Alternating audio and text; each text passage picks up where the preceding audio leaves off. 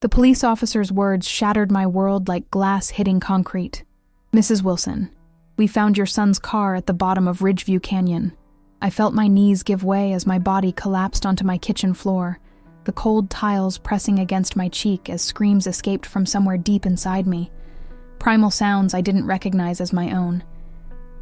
Just 12 hours earlier, my son Tyler had stormed out of this very kitchen, slamming the door so hard that the family photo fell from the wall and cracked. I remember watching him drive away, angry tears streaming down his face, his final words still hanging in the air between us. "You don't know what love is, Mom. You never have." At 58 years old, I thought I knew everything about love, about sacrifice, about doing what was best for someone even when it hurt. But as I lay there on that kitchen floor with my world imploding around me, I realized that my son might have been right all along. The detective's voice seemed to come from miles away as I clutched my phone. "Mrs. Wilson, we need you to come to the county hospital." Not the morgue, the hospital. A flicker of hope ignited in my chest. Painful, dangerous hope that threatened to destroy me completely if extinguished. I don't remember driving to St. Mary's. I only remember the antiseptic smell hitting me as I pushed through the emergency room doors, my legs somehow carrying me forward, even as my mind screamed at me to run away, to go back to a time when my son was still safely arguing with me in our kitchen.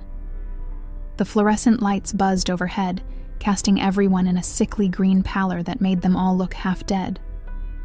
Or maybe that was just my perception, filtered through terror. "Sarah Wilson?" A doctor in blue scrubs approached me, clipboard in hand, her face carefully neutral. In that way, medical professionals perfect when delivering news that will forever divide someone's life into before and after. "Your son Tyler was brought in about an hour ago. His car went over the edge of Ridgeview Canyon. Is he—" I couldn't finish the question, couldn't form the words. "He's in critical condition. Multiple fractures, internal bleeding, and a significant head injury. He's in surgery now." Her voice was gentle but clinical. "I need to prepare you. The next 24 hours are crucial. He may not—" The rest of her words faded into white noise. My son was alive, barely, hanging by a thread because of words exchanged in anger. Because I couldn't understand what he was trying to tell me. Because I thought I knew better. The waiting room chairs were designed for discomfort, as if to keep family members from becoming too comfortable while their loved ones fought for their lives behind swinging doors. I sat rigid, staring at the beige wall, remembering every argument we'd had over the past year, every disapproving look I'd given him, every time I'd criticized his choices, his dreams, his love, especially his love. "Mrs. Wilson?" A nurse touched my shoulder gently. "Your son is out of surgery. The doctor would like to speak with you." I followed her down a corridor that seemed endless, my heart beat a thunderous roar in my ears. The surgeon met me outside a room filled with machines and tubes, all connected to a body I barely recognized as my son's. Tyler's face was swollen, purple with bruising, a ventilator tube protruding from his mouth, his left leg suspended in a cast, his chest wrapped in bandages. "We've done everything we can for now," the surgeon said quietly. "He has a cerebral hemorrhage that we've managed to control, but there's swelling in the brain. The next 24 to 48 hours will tell us more." "Will he—" I swallowed hard. "Will he wake up?" The surgeon's eyes met mine. "I don't know. Talk to him. Sometimes they can hear us even when they can't respond." I sat beside my son's bed, the beeping monitors creating a soundtrack to my despair. I took his hand, the one not connected to IV lines, and pressed it against my cheek. His skin was warm. He was still here, still fighting. "I'm sorry, Tyler," I whispered, tears falling onto our clasped hands. "I'm so sorry I didn't understand. Please come back to me. Please give me another chance to listen." Outside the window, rain began to fall, mirroring the tears that wouldn't stop flowing. I thought about the last year, how everything had changed when Tyler brought James home for Thanksgiving and told me they were in love. How I'd reacted with shock, with disapproval, with Bible verses and concerns about his future. How I'd tried to convince him it was just a phase. How I'd failed him completely when he needed my love the most. "You were right," I whispered to my unconscious son as machines breathed for him. "I didn't know what love was, but I'm learning now, Tyler. I'm learning. Please don't leave before I can show you. My name is Sarah Wilson. I've lived in Millbrook, Connecticut for most of my adult life, a quiet New England town where generations of families settle in and stay put. Our white colonial-style house on Maple Street has been home for 30 years, its wraparound porch and blue shutters appearing in every family Christmas card since Tyler was born. I'm the kind of woman people describe as put together. Church every Sunday, volunteer work at the library, perfect attendance at PTA meetings when Tyler was in school, and homemade pies for every neighborhood function. Before yesterday, if you'd asked anyone in Millbrook about Sarah Wilson, they would have told you I was a good Christian woman, a devoted mother, a widow who had carried on with dignity after losing my husband David to cancer 12 years ago. They would have mentioned my flower garden that won ribbons at the county fair, or my position as treasurer of the church women's auxiliary. What no one would have mentioned, because no one knew, was how thoroughly I had failed the person I loved most in this world. The hospital room became my new home as hours stretched into days. I slept in the vinyl recliner beside Tyler's bed, washing in the small bathroom sink, accepting sandwiches from sympathetic nurses that I couldn't taste. The constant beeping of machines became the heartbeat of my existence. Sometimes I'd wake with a start, terrified the beeping had stopped, only to feel the momentary relief that my son was still hanging on, still fighting. Dr. Patel, the neurologist, came by each morning with the same carefully neutral expression. "No significant change," she would say, examining Tyler's pupils with a penlight. "But no deterioration either. That's positive." I learned to cling to these small mercies. No deterioration, stable vitals, reduced swelling. I learned medical terminology I never wanted to know. Cerebral edema, Glasgow coma scale, intracranial pressure. I learned to watch the monitors myself, to understand what each number meant for my son's chances of waking up. On the 4th day, a gentle knock on the door pulled me from my half-sleep. I looked up expecting another doctor or nurse, but instead saw a young man with dark-rimmed eyes and 3 days' worth of stubble standing hesitantly in the doorway. James. Tyler's James. My stomach clenched with shame and guilt. I hadn't called him. Hadn't thought to inform the person my son loved that he was lying here between life and death. Or perhaps, if I'm being honest with myself, I had chosen not to call him because acknowledging James meant acknowledging how wrong I had been. "Mrs. Wilson," he said softly, his voice cracking. I heard about the accident from a friend. I've been trying to get here from Boston. I couldn't get a flight until..." His words faltered as he looked past me to the bed where Tyler lay unmoving.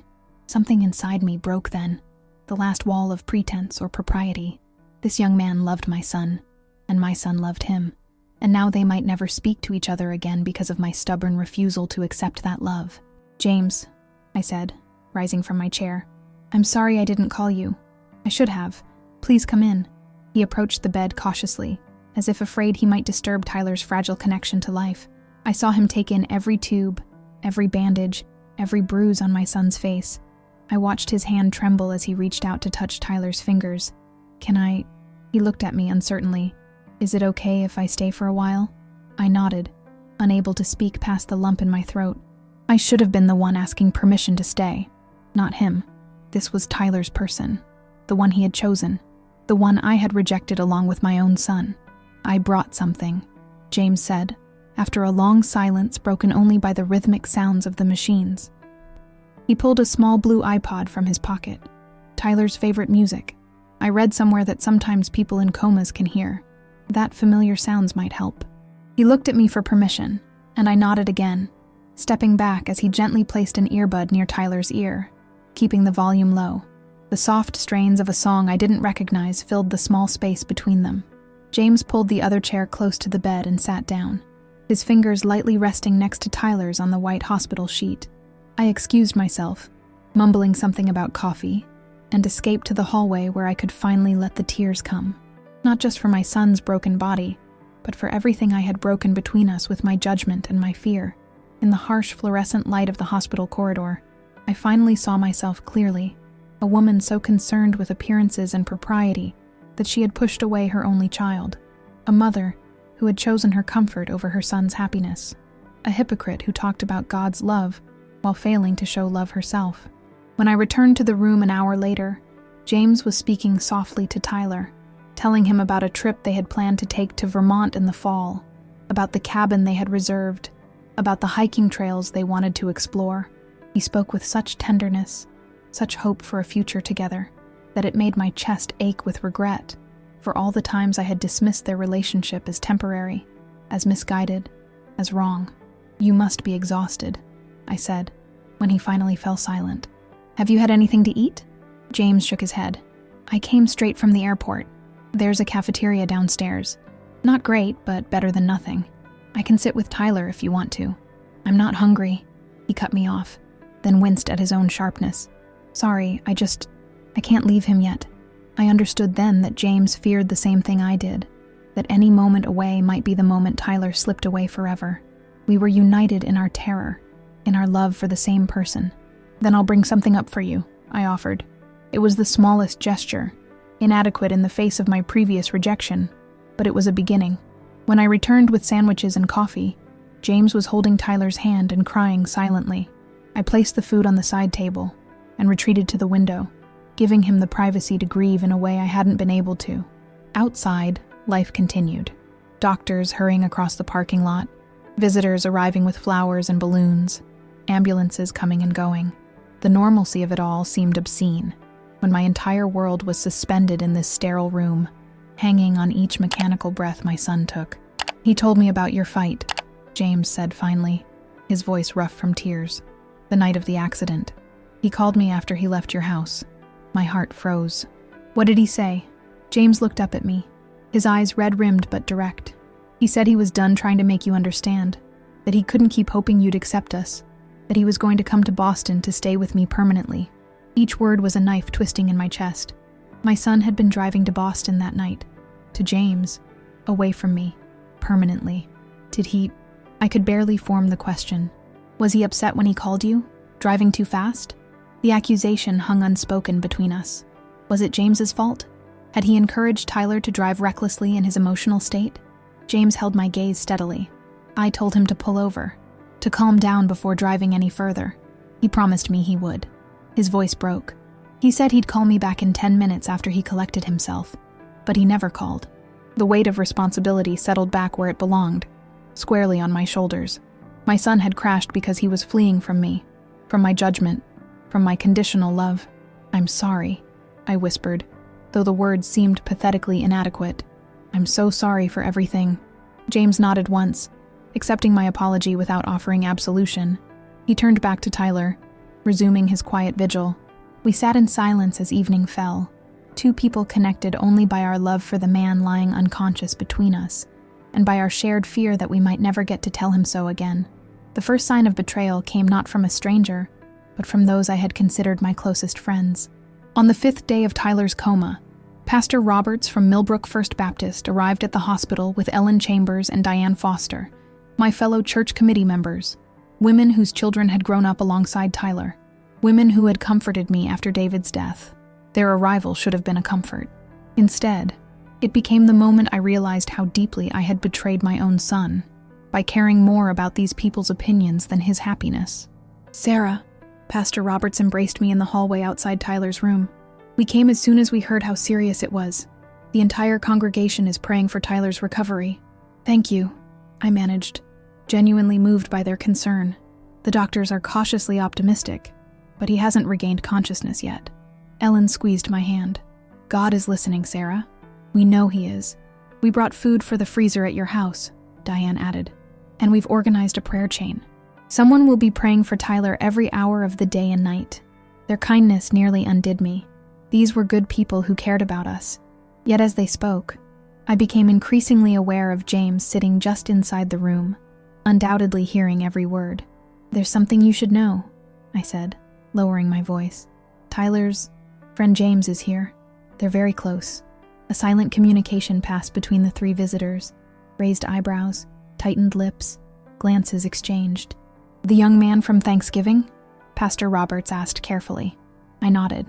"Well," Ellen said after an uncomfortable pause, "we're here for you, Sarah. For you and Tyler." The emphasis wasn't lost on me. They were here for us, not for the young man sitting vigil at my son's bedside. "James has been here since Tuesday," I said, finding unexpected strength in my voice. "He hasn't left Tyler's side." Another exchange of glances. "Sarah," Pastor Roberts placed a hand on my shoulder. speaking in the gentle tone he reserved for difficult counseling sessions. This might be God's way of giving Tyler a fresh start, a chance to reconsider his choices. The words hit me like a physical blow. Was he actually suggesting that my son's near-death experience was divine intervention to cure him of being gay? That God had sent my child careening over a cliff as some kind of corrective measure? A fresh start, I repeated, my voice hollow. Sometimes trials come into our lives for a purpose, Diane added, her eyes shining with misguided conviction. When Tyler wakes up, he'll have a new perspective. You'll be able to guide him back to the right path. I looked at these people I had broken bread with, prayed with, trusted, and suddenly saw them as strangers. Or perhaps I was finally seeing them clearly for the first time, without the filter of my own prejudice to make their words seem reasonable. The right path, I echoed, feeling something hardening inside me. And what path is that exactly? They seemed taken aback by my question, by the edge in my voice they'd never heard before. Well, Pastor Roberts cleared his throat, the path the Lord intended, a godly life according to Scripture. My son might be dying in that room, I said, my voice barely above a whisper, but somehow filling the entire hallway. And you're talking about his sexuality as if it's more important than his life, as if it's something that needs fixing. Sarah, Ellen reached for my hand again, but I pulled away. We just want what's best for Tyler, for his soul. What's best for Tyler? I repeated, the words bitter in my mouth. Do you know what Tyler told me the night of his accident? He said, I don't know what love is, and standing here listening to you, I think he was right. Pastor Roberts straightened, his expression darkening. I understand you're under tremendous stress, Sarah, but we shouldn't let emotions cloud our spiritual discernment. If Tyler wakes up— When? I interrupted. When Tyler wakes up. When Tyler wakes up, he corrected himself with a tight smile. He'll need strong spiritual guidance. This young man's influence has clearly led Tyler astray. This might be your opportunity to— To what? I cut in, my voice rising. To manipulate my vulnerable son while he's recovering from near death. To use his trauma to pressure him into denying who he is. Several nurses glanced our way, and I forced myself to lower my voice.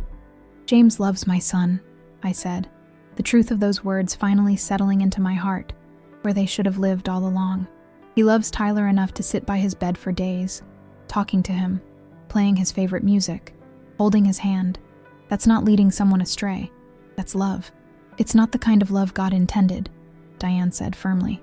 Then maybe I don't understand God as well as I thought I did, I replied, surprising myself with the words. Because I'm looking at James with my son, and all I see is love. The same love David had for me, the same love I have for Tyler. An uncomfortable silence fell between us. These people had been my moral compass for so long, the arbiters of right and wrong in my life. Disagreeing with them felt like stepping off a cliff myself, terrifying, and yet somehow freeing. We'll continue to pray for you both, Pastor Roberts finally said, his tone making it clear that those prayers would include redemption from what he perceived as my spiritual confusion. Thank you for coming, I said formally, ending the conversation. I should get back to Tyler now. I turned away from their concerned faces, their judgment disguised as love, and walked back into my son's hospital room, where James sat exactly as I had left him, his hand still resting next to Tyler's on the white sheet. He looked up at me with red-rimmed eyes. I heard, he said simply. I'm sorry you had to listen to that, I replied, sinking into the chair on the opposite side of the bed. James shook his head. No, thank you for what you said. I should have said it months ago, I admitted, the weight of my failure pressing down on me. To them, to you, to Tyler. We fell silent, the monitors beeping steadily in the background. Outside the door, I could hear my church friends whispering, no doubt discussing my shocking change of heart, planning how to bring me back to my senses once the crisis had passed. But something fundamental had shifted inside me, as if the earthquake that had shattered my world when I received news of Tyler's accident had also broken open a chamber in my heart that had been sealed by fear and prejudice. I looked at my son's face, so still, so vulnerable, and at the young man who loved him enough to defy my disapproval, my religion, my community's judgment. James, I said softly, will you tell me about you and Tyler, how you met, I want to know everything I've been too stubborn to ask about." Surprise flickered across his exhausted face, followed by cautious hope. "We met in a history class at Boston University," he began hesitantly. He was so smart, so passionate about everything. I couldn't help falling for him. As James spoke, painting a picture of a relationship built on shared interests, mutual respect, and deep affection, I realized that I was hearing the story of my son's heart for the first time. Tyler had tried to tell me, had tried to share this part of himself with me, but I had refused to listen. I had betrayed my own child by rejecting the love that made him happy. And as I sat in that sterile hospital room, listening to James describe their first date, their inside jokes, their dreams for the future, I made a silent promise to my unconscious son.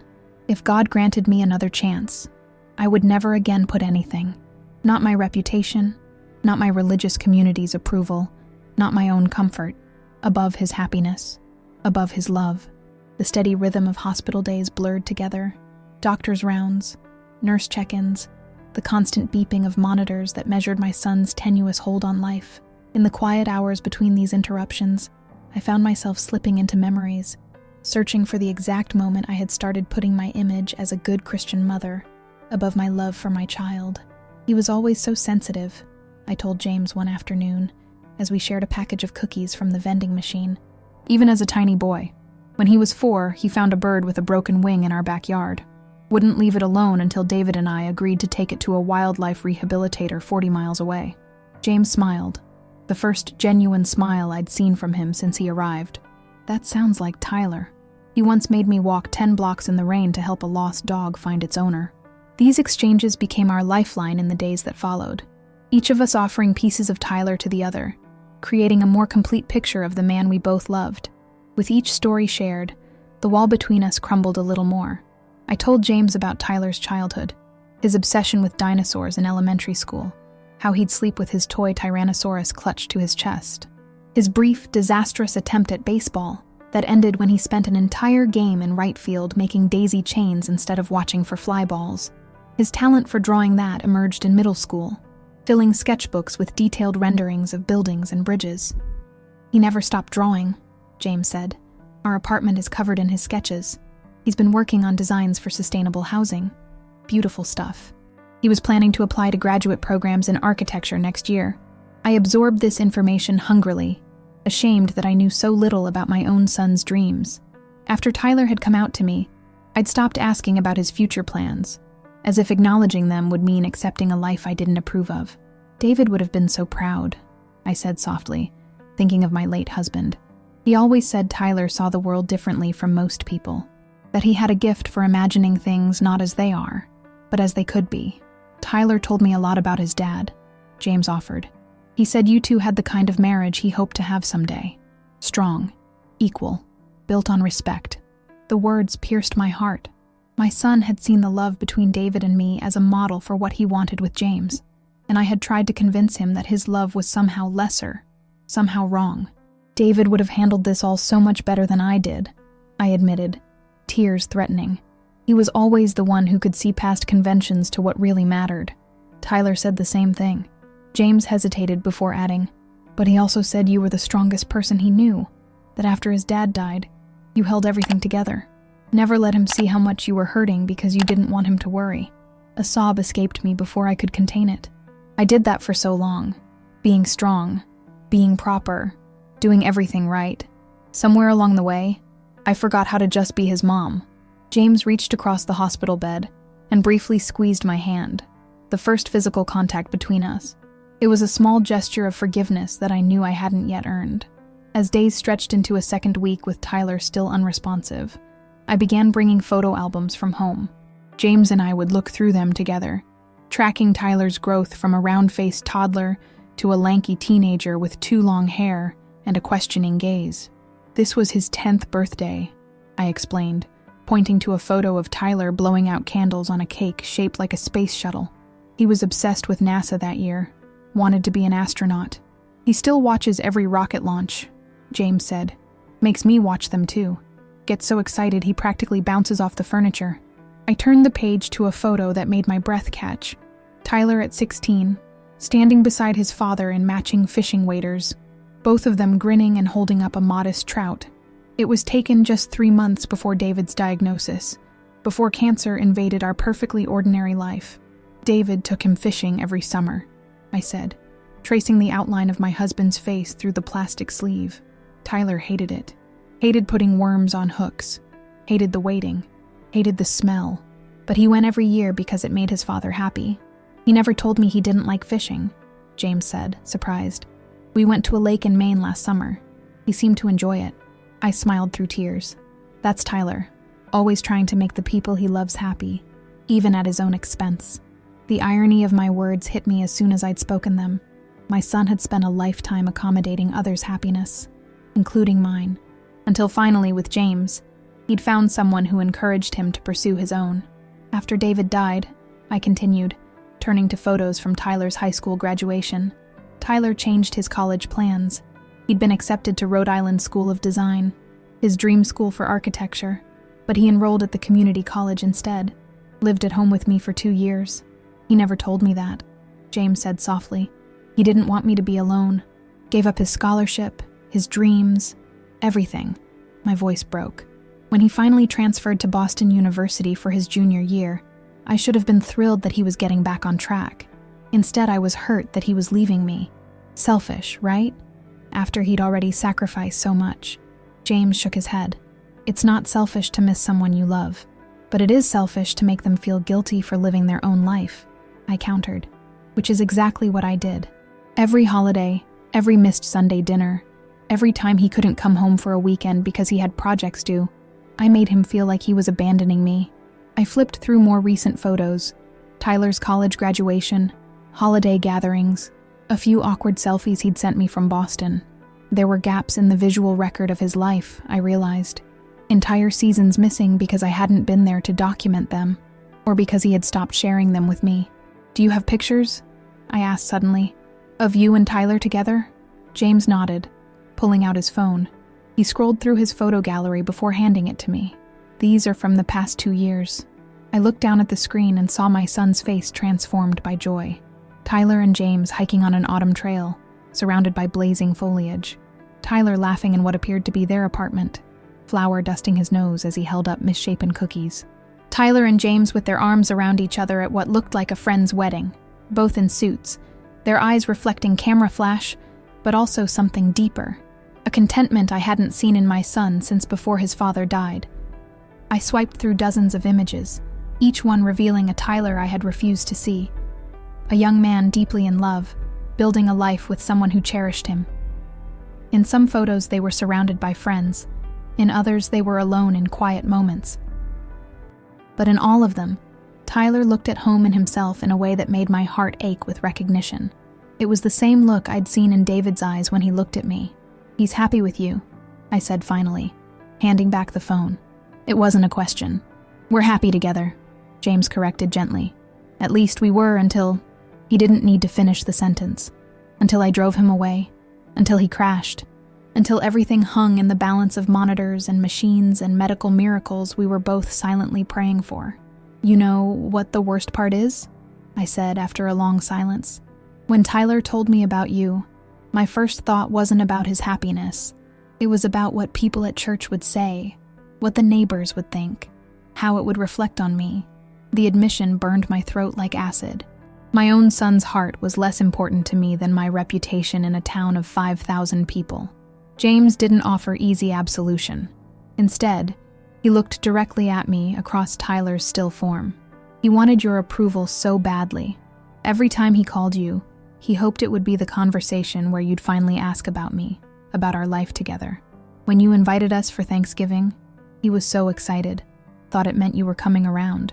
I remembered that disastrous Thanksgiving, how I'd introduced James to extended family as Tyler's roommate, despite knowing they were a couple, how I'd separated them at the dinner table, seating James between my elderly aunt and cousin instead of next to Tyler, how I'd ignored every reference Tyler made to their shared life, changing the subject whenever the conversation veered too close to acknowledgement of their relationship. I was cruel, I whispered, the truth of it settling heavily on me. Not just that day, but every day since he told me about you. Every time I pretended your relationship wasn't serious. Every time I suggested he'd meet the right girl eventually. Every time I sent him articles about people who'd overcome same-sex attraction, each offense tumbled from my lips, a confession long overdue. He never stopped loving you, James said after I'd fallen silent, exhausted by my own litany of failures. Even when he was angriest, he never stopped hoping you'd come around. A nurse appeared in the doorway, interrupting our conversation. Time for his medication and a bandage change, she announced cheerfully, seemingly oblivious to the emotional weight hanging in the room. James and I stepped into the hallway, both grateful for a moment to compose ourselves. I leaned against the wall, suddenly bone-weary from the weight of revelations and memories. "I need coffee," James said, running a hand through his disheveled hair. "Can I bring you some?" I nodded gratefully, watching him walk toward the elevators. In just a week, this young man whom I'd tried so hard to erase from my son's life had become my partner in the most important vigil of my life. When he returned with 2 steaming cups, I made a decision. "James," I said, accepting the coffee with thanks, "when Tyler wakes up, and he will wake up, I want him to know that everything has changed, that I've changed." I took a deep breath. "Would you be willing to stay at our house instead of a hotel? There's a guest room, and it would be closer to the hospital than anywhere else in town." The invitation hung between us, not just an offer of accommodation, but a tangible acknowledgement of his place in Tyler's life, in our family. James studied my face, perhaps looking for signs of insincerity or ulterior motive. Finding none, he nodded slowly. "Thank you. I'd appreciate that." It was a small step, almost laughably inadequate in the face of all I had to make right. But as we returned to Tyler's bedside, resuming our positions on either side of the son who connected us, I felt something shift inside me. Not healing, that would take much longer, but the beginning of a thaw in a heart that had been frozen by fear and pride for far too long. On the 15th day of Tyler's coma, everything changed. The morning began like all the others. The quiet beeping of monitors, nurses changing shifts, James and I taking turns freshening up in the small bathroom while the other kept watch. We had fallen into a strange domestic rhythm, this young man and I, united by our love for the still figure in the hospital bed.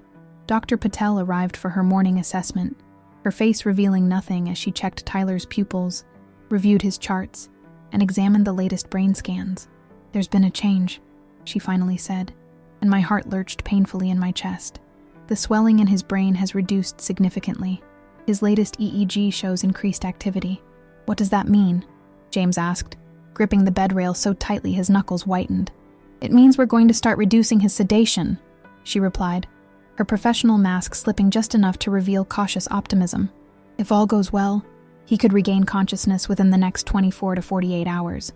The hope that bloomed in my chest was almost painful. After 2 weeks of suspension between grief and prayer, the possibility of my son waking up, of hearing his voice again, of being able to tell him how sorry I was, felt simultaneously miraculous and terrifying. Will he? I hesitated, afraid to voice my deepest fear. Will his brain be affected? Will he remember us? Dr. Patel's expression softened slightly. We won't know the extent of any cognitive impact until he wakes up, but the fact that his brain activity is increasing is very promising. Try to prepare yourselves, though. When patients wake from prolonged comas, they're often confused, sometimes agitated. It might take time for Tyler to fully return to us.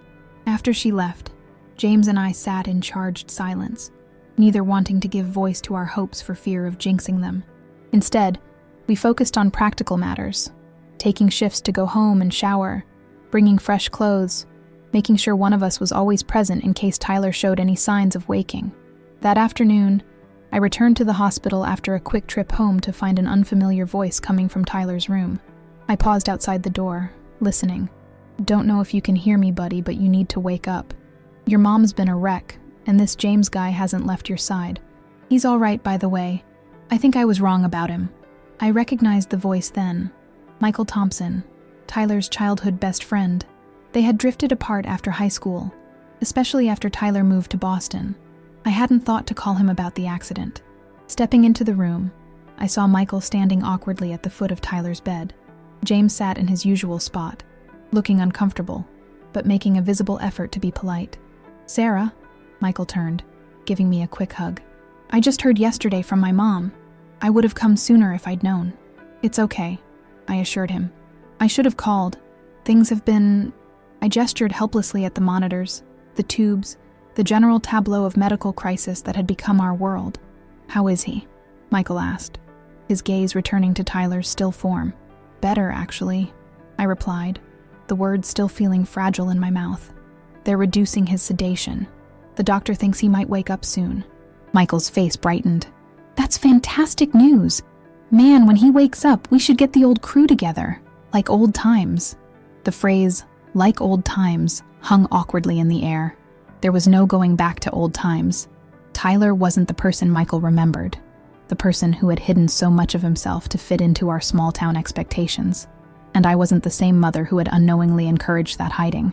"That would be nice," I said non-committally, noticing the tension in James's shoulders. "Michael, have you properly met James, Tyler's partner?" Michael's smile flickered, his eyes darting between me and James with obvious surprise at my use of the word partner. "Yeah, we've been introducing ourselves," he said, recovering quickly. "Tyler mentioned you when he was home last Christmas," he added to James, though the slight strain in his voice suggested the mention hadn't been entirely positive. An uncomfortable silence fell, broken only by the steady beeping of the heart monitor. I was about to suggest getting coffee when the door opened again, revealing Ellen Chambers and Diane Foster, my church friends who had visited earlier in the week. "Sarah, we brought you some home-cooked meals," Ellen announced, holding up a canvas tote filled with covered containers. "And Pastor Roberts asked us to check how you're—" She stopped abruptly, noticing the crowded room. "Oh, I didn't realize you had visitors." "Ellen, Diane, you remember Michael Thompson," I said, gesturing to Tyler's friend. "And this is James, Tyler's partner." Unlike Michael, neither woman bothered to hide their disapproval. Diane's smile froze in place while Ellen's gaze slid past James as if he weren't there. "We won't intrude," Ellen said stiffly. "We just wanted to drop these off and let you know the prayer chain is continuing." "Actually," I said, finding unexpected strength in my voice, "why don't you stay for a few minutes? The doctor says Tyler might wake up soon. I'm sure he'd appreciate knowing so many people care about him." It was a deliberate move, forcing them to acknowledge James's presence, to witness our strange little family unit that had formed around Tyler's hospital bed. Ellen and Diane exchanged glances, but reluctantly entered the room, placing the food on a side table. "How long have you known Tyler?" Diane asked Michael, pointedly ignoring James. As Michael launched into stories of their childhood friendship, I watched James's face grow increasingly tight, his eyes fixed on Tyler's hand, as if focusing all his energy on willing those fingers to move. I moved to stand behind his chair, placing a supportive hand on his shoulder, a gesture I knew would not go unnoticed by my church friends. "Michael," Ellen said after a while, "your mother mentioned you're engaged now? To a lovely girl from your church in Hartford?" "Yeah, Amanda," Michael confirmed with a grin. "Getting married next June." "How wonderful," Diane enthused. "There's nothing like a good Christian marriage to set a young man on the right path." Her eyes flicked meaningfully toward James before returning to Michael. "You must be so excited to start a family." The deliberate cruelty of her words, spoken in this room, in front of James, sent a wave of anger through me.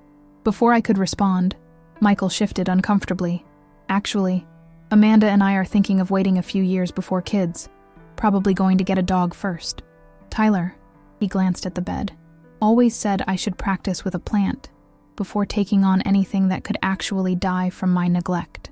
His clumsy attempt to include Tyler, and by extension, James, in the conversation was well-intentioned, but only highlighted the tension in the room. "Well," Ellen said brightly, ignoring the reference to Tyler, "when you do have children, you'll understand even better how important it is to raise them right, to guide them toward healthy, godly choices."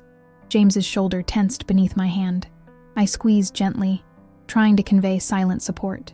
"I think," I said carefully, "that the most godly choice a parent can make is to love their child unconditionally, something I've only recently begun to understand myself." Ellen's eyes widened at my words. "Of course we love our children, Sarah, but love means wanting God's best for them, not indulging choices that—" "That what, Ellen?" I interrupted, my voice quiet but firm.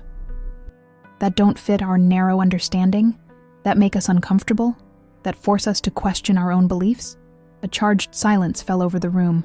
Michael looked like he wanted to sink through the floor. James remained perfectly still beneath my hand, but I could feel the emotion radiating from him. "Sarah," Diane began in her most condescending church lady voice, "we understand you're under tremendous stress right now, but when Tyler recovers, he'll need clear guidance, not confusion. Not," she gestured vaguely toward James without looking at him, "enabling." Something inside me snapped. All the grief, fear, and guilt that had been building over 2 weeks of hospital vigil crystallized into cold, clear anger. "Let me be perfectly clear," I said, my voice so controlled it barely sounded like my own. "When Tyler wakes up, the only thing he'll need from me is my love and my apology for failing him so completely. James isn't a confusion or a choice. He's the person my son loves, the person who has sat by his side day and night while he fights for his life." "Sarah," Ellen started, but I cut her off. "No, I've listened to your judgment disguised as concern for years, and look where it got us. My son nearly died rather than face another day of feeling rejected by his own mother." My voice broke, but I forced myself to continue. "I won't make that mistake again. If your version of Christianity can't make room for Tyler exactly as he is, for the love he and James share, then maybe I need to rethink my relationship with this church." Ellen gasped as if I'd slapped her. Diane's mouth opened and closed without sound. Even Michael looked stunned. "You don't mean that," Diane finally managed. "You're just emotional right now. Once things settle down..." "I've never been more clear-headed in my life," I interrupted. "For years, I put my standing in the church community above my relationship with my son. I won't do it anymore." James stood suddenly, drawing all eyes to him. "I'm going to get some air," he said quietly, slipping past the group and out the door before I could respond. His departure seemed to break the tension slightly. Ellen and Diane murmured something about needing to get back to their volunteer duties, placing the food containers on the side table and beating a hasty retreat. Michael lingered awkwardly. "I should probably go too," he said finally, "but I'll come back tomorrow if that's okay." I nodded, suddenly exhausted. "Of course. Thank you for coming, Michael." After he left, I sank into the chair James had vacated, taking Tyler's hand in mine. Alone with my son for the first time in days, I let the tears come freely. "I'm so sorry, Tyler," I whispered, pressing his limp fingers to my cheek. "I'm sorry it took nearly losing you to make me understand. Please come back to us. Please give me a chance to make it right." The door opened softly, and James slipped back in, his eyes red-rimmed but his face composed. "Are they gone?" he asked unnecessarily, reclaiming his seat on the other side of Tyler's bed.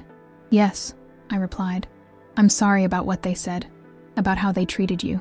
James shook his head. "Don't apologize for them." He hesitated before adding, "Did you mean what you said? About rethinking your relationship with the church?" "I meant every word," I said firmly.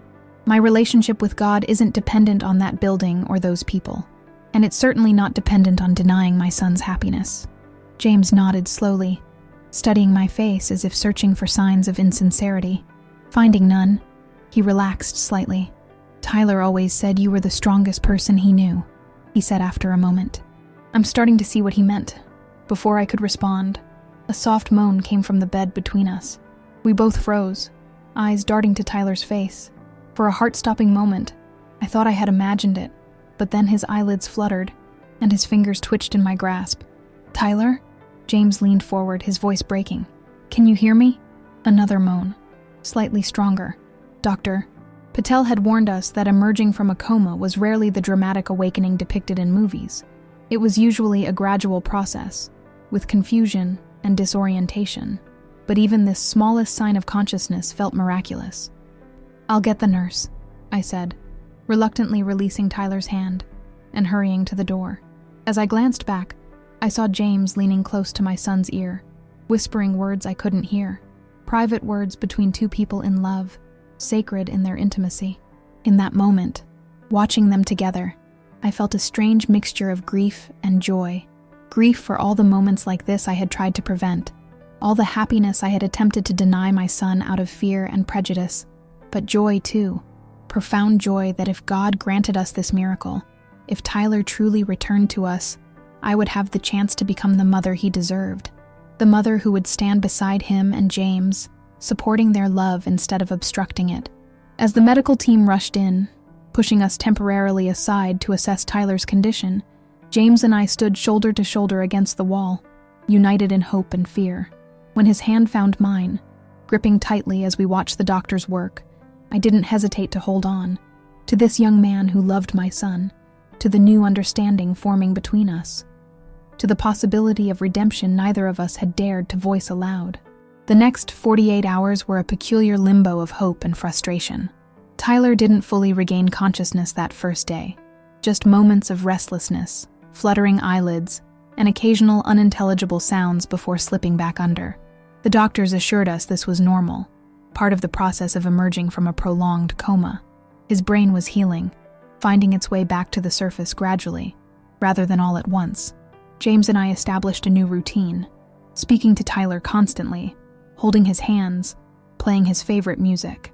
The nurses taught us to look for signs of response, a squeeze of fingers, changes in breathing, small movements that might indicate he could hear us. "Remember that camping trip to Vermont?" I said to Tyler on the second morning, stroking his hair back from his forehead as James stepped out to take a phone call. "You were 12, and it rained the entire weekend. Your father insisted we stay despite the mud and the leaking tent, said we needed to build character." I smiled at the memory. "You built a complex drainage system around our tent using sticks and leaves. It actually worked, kept us drier than the other families. David was so proud, said you had an engineer's mind." Tyler's fingers twitched in mine, and my heart leapt. "That's right, honey. You're an amazing designer. Always were, even with mud and sticks." The door opened as James returned, slipping his phone into his pocket. "Any change?" he asked hopefully. "Some movement," I replied.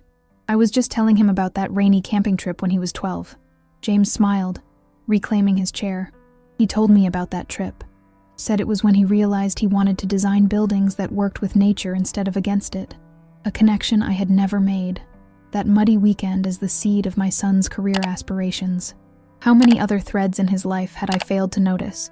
Too busy trying to shape him into what I thought he should be, instead of seeing who he already was. "My boss is being great about the time off," James continued, changing the subject. "But I'll need to check in on a project remotely tomorrow, just for an hour or so." "You could use the desk in Tyler's old room," I offered. "The internet connection is better there than in the guest room." A look of surprise crossed James's face. "You'd be okay with me in his room?" The question carried more weight than the simple words suggested.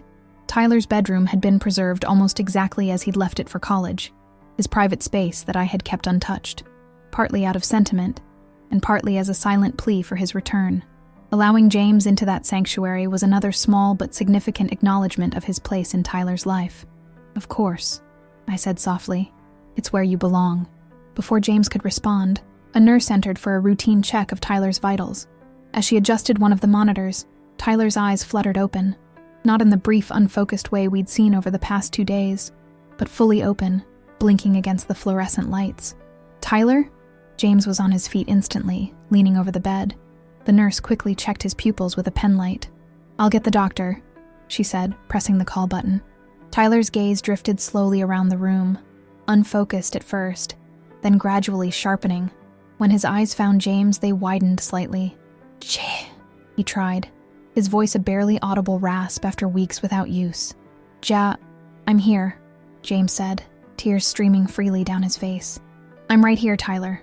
Tyler's attention shifted to me, standing frozen on the other side of the bed. For a terrible moment, I saw confusion in his eyes, then recognition, then, most painfully, wariness. Even in his barely conscious state, his instinct was to guard himself against me, against the judgment and disapproval he expected. "Tyler," I whispered, reaching for his hand. "I'm here too. We've both been here."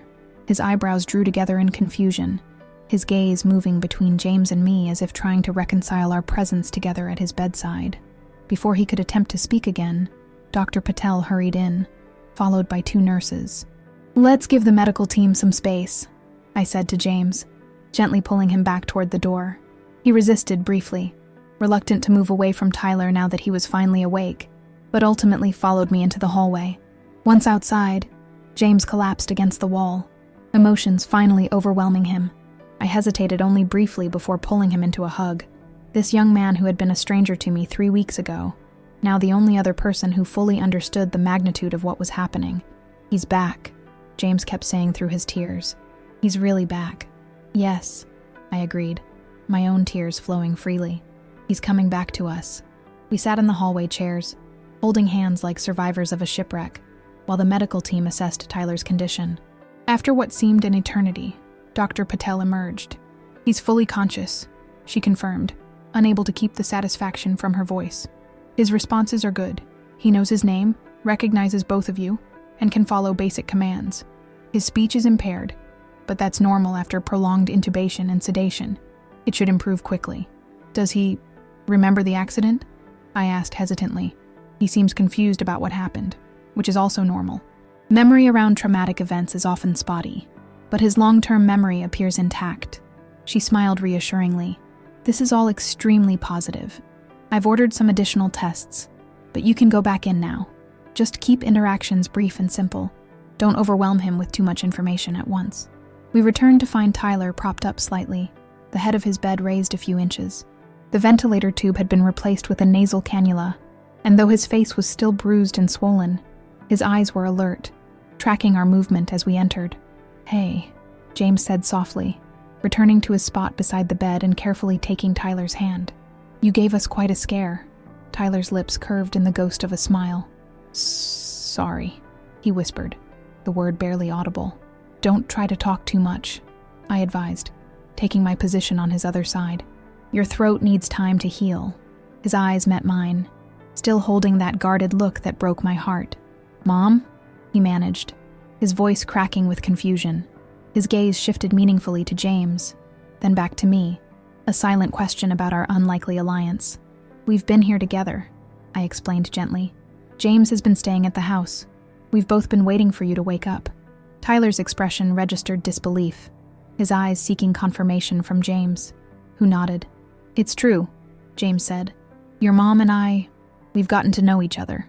A complex series of emotions crossed Tyler's face: confusion, hope, suspicion. Even in his weakened state, he was trying to protect himself from hoping too much, from believing in a reconciliation that might be temporary or conditional. "Tyler," I said, my voice breaking, "I know I don't deserve your trust right now, but when you're stronger, we need to talk. Everything is different now. I'm different." His eyes welled with tears, whether from pain, emotion, or simple exhaustion. I couldn't tell. A nurse appeared at the door. "We need to take him for some scans now," she announced. "You can wait here. It shouldn't take more than an hour." As they wheeled Tyler's bed from the room, James and I found ourselves suddenly at loose ends, the focus of our vigil temporarily removed, leaving us unmoored. "Coffee?" I suggested, needing something to do with this unexpected reprieve. We walked to the hospital cafeteria in companionable silence, both processing the miracle we had just witnessed. Over coffee that neither of us really tasted, I voiced the fear that had been growing since seeing the wariness in Tyler's eyes. "He doesn't trust that I've changed," I said quietly. "I can see it in his face." James studied his coffee cup. "Can you blame him? The things you said to him about us?" "No," I admitted. "I don't blame him at all. I spent a year rejecting who he is, who you are together. One moment of crisis doesn't erase that." "So what now?" James asked, meeting my gaze directly. "When he's recovered enough to go home, what happens then?" It was the question we'd both been avoiding during our strange alliance of the past weeks. With Tyler conscious, the future we'd put on hold suddenly demanded attention. "I want him to come home to recover," I said slowly. "But I know his home is with you now, in Boston." I took a deep breath. "You'd both be welcome, for as long as needed." James's expression revealed his surprise. "You'd want me there too? In your house?" "You're part of Tyler's life," I said simply. "The part that makes him happy. And I want him happy." I hesitated before adding, "But I understand if that's too much, too soon. If you'd both be more comfortable in Boston once he's well enough to travel." James considered this, turning his coffee cup slowly between his palms. "I think, let's see what Tyler wants when he's more recovered. But thank you for the offer." We finished our coffee and returned to the room to wait for Tyler's return. As we took our familiar positions on either side of the empty bed, I realized how much had changed in 3 short weeks. I had lost the comfortable certainties that had structured my life, my standing in the church community, my rigid understanding of morality, my identity as the perfect Christian widow. But in their place, I had gained something infinitely more precious, the chance to truly know my son, to love him as he was, not as I wished him to be. When Tyler was wheeled back in, looking exhausted from the tests but still wonderfully, miraculously awake, I felt the first stirrings of what might have been joy, tentative and fragile, but real. The road ahead would be long and difficult, filled with physical therapy for Tyler and emotional healing for all of us. But for the first time since the police officer's call had shattered my world, I allowed myself to believe that we might find our way back to each other, not as we had been before, but as something new and perhaps stronger. "Welcome back, sweetheart," I said softly as the nurses resituated his bed. "We're here, both of us, and we're not going anywhere." Tyler's eyes met mine, still cautious, still uncertain, but beneath the wariness, I glimpsed something that might have been hope. The smallest flicker of trust reigniting, a pilot light that, with careful tending, might one day burst into flame again. 2 weeks after Tyler regained consciousness, we established a new routine. His recovery progressed steadily, each day bringing small victories as he graduated from liquids to soft foods, from hesitant whispers to full sentences, from being bedridden to taking short walks down the hospital corridor with assistance. James and I continued our vigil, coordinating our schedules so one of us was always with him. On a crisp October morning, I arrived at the hospital to find Tyler sitting up in a chair beside his bed rather than in it. Another small milestone that made my heart swell with gratitude. James was packing his overnight bag, preparing to head back to our house for a shower and change of clothes.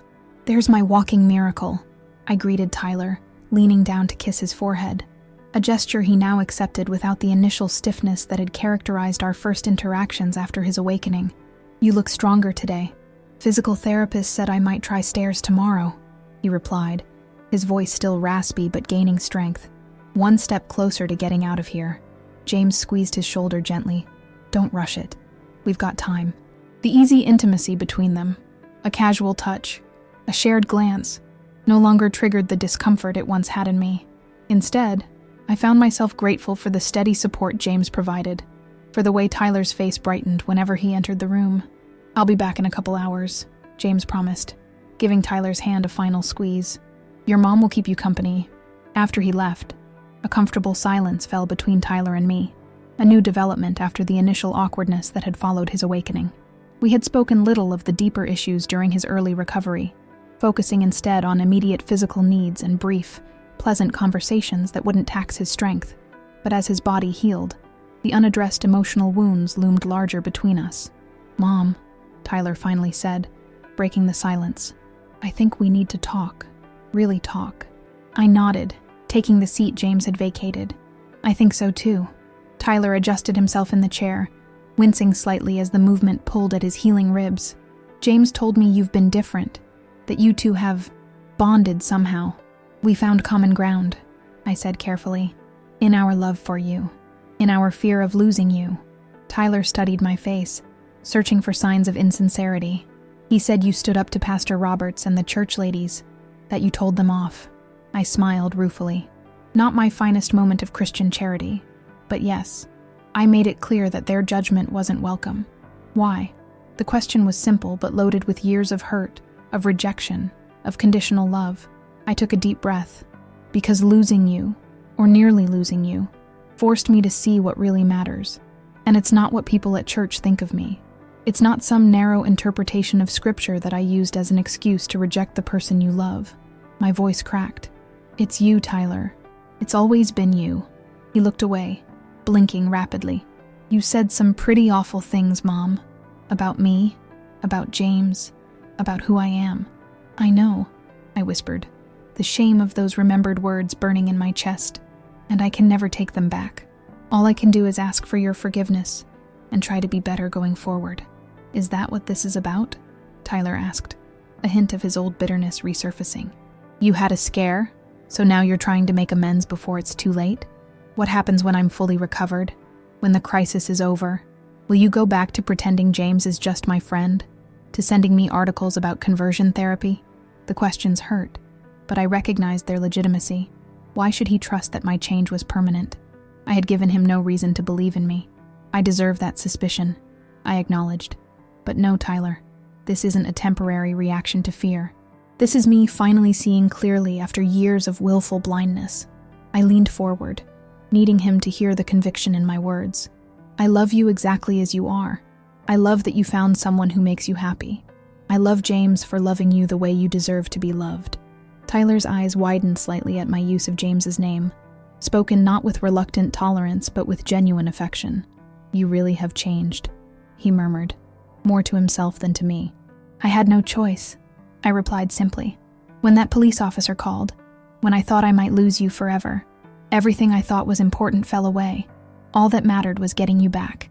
And I promised God, the universe, anyone who would listen, if I got a second chance with you, I wouldn't waste it on judgment or fear or trying to make you someone you're not. Tyler was quiet for a long moment, processing my words. What about church? The people who've been your friends for decades? I shrugged. Some relationships might change, some might end. I'm okay with that. Really? His skepticism was justified. Your whole social life revolves around First Baptist. Maybe it's time for a change, I said, surprising myself with how right the words felt. There are other churches, Tyler. Ones that would welcome you and James as you are. Or maybe it's time to explore what faith means outside of a building with a steeple. He studied me with newfound interest, as if seeing a stranger wearing his mother's familiar face. Who are you, and what have you done with Sarah Wilson? The joke, the first he'd attempted since waking, sent a wave of joy through me. I'm still me, I said, smiling through sudden tears. Just a version of me that's finally brave enough to choose love over fear. Tyler's expression sobered. Do you know why I was so angry that night? Why I said you don't know what love is? I shook my head. We had never discussed the specifics of our final argument before the accident. It had seemed too painful, too dangerous to revisit while he was still physically fragile. James asked me to marry him, Tyler said quietly. 2 days before I came to visit you, we were planning a small ceremony in Massachusetts. Nothing elaborate, just close friends, his family. He swallowed hard. I wanted to tell you in person. Wanted to invite you, even though I was sure you wouldn't come. The revelation hit me like a physical blow. The happiness my son had been experiencing. The milestone he'd wanted to share with me, despite his certainty of rejection. And instead of celebrating with him, I had... What did I say? I whispered. Not really wanting to know, but needing to understand the full extent of my failure.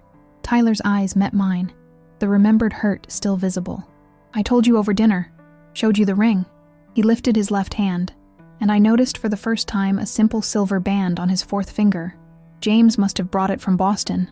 You said marriage was between a man and a woman, that anything else was just playing house, that Dad would have been disappointed in me. The last accusation made me flinch.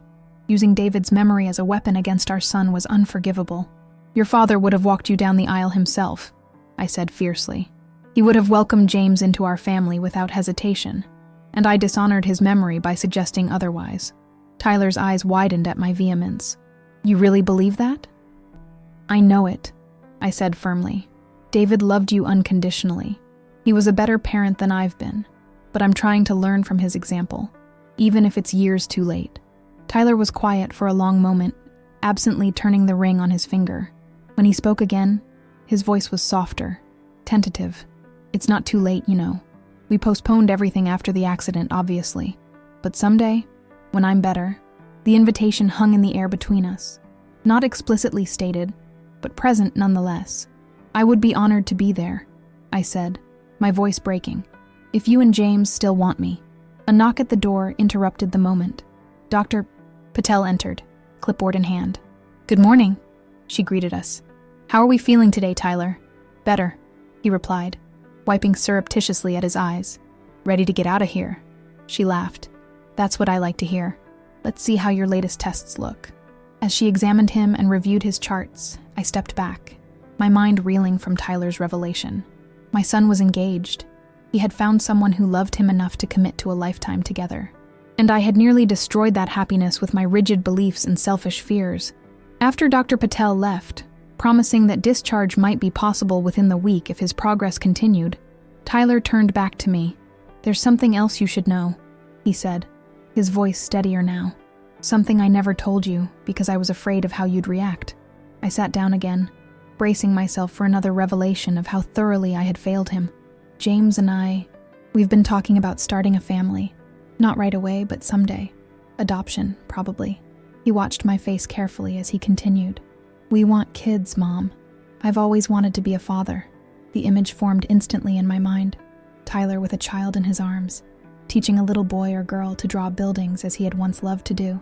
James beside them, a family unit complete in itself, but with room, perhaps, for a grandmother who had learned her lessons the hard way. "You'll be an amazing father," I said with absolute certainty. "You have so much love to give." The tension in Tyler's shoulders eased slightly. "You really think so?" "I know so," I replied. "And I hope I'll get to be part of their lives, your children's lives." "Grandma Sarah," he said, testing the title. "I think that could work." The simple statement, the tentative extension of forgiveness it represented, nearly undid me. I reached for his hand, careful of the IV line still attached to his wrist. "I don't deserve a second chance," I admitted, "but I'm so grateful you're willing to consider giving me one." Tyler squeezed my fingers lightly. Near-death experiences have a way of putting things in perspective. Life's too short to hold on to anger, even when it's justified.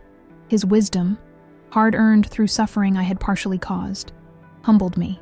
My son had grown into a man of compassion and forgiveness while I wasn't paying attention, too blinded by my own prejudice to see the remarkable person he had become. "I have something for you," I said suddenly, remembering the item I'd brought in my purse. "I found it while cleaning out some old boxes last week." I retrieved a worn envelope from my bag and handed it to Tyler. He opened it curiously, pulling out a faded photograph. David holding newborn Tyler in the hospital, his face alight with wonder and love. "Look at the back," I urged gently. Tyler turned the photo over to find his father's handwriting. "To my son Tyler, may you find someone to love who sees your heart as clearly as I do today. Your life is your own to live. My love goes with you always. Dad." Tyler's hands trembled as he stared at the message. "He wrote this for me? He wrote dozens of notes and letters for you over the years," I explained. "Tucked them away in a box I was supposed to give you at different milestones. I'd forgotten about them until I started cleaning out the attic last week. There are more.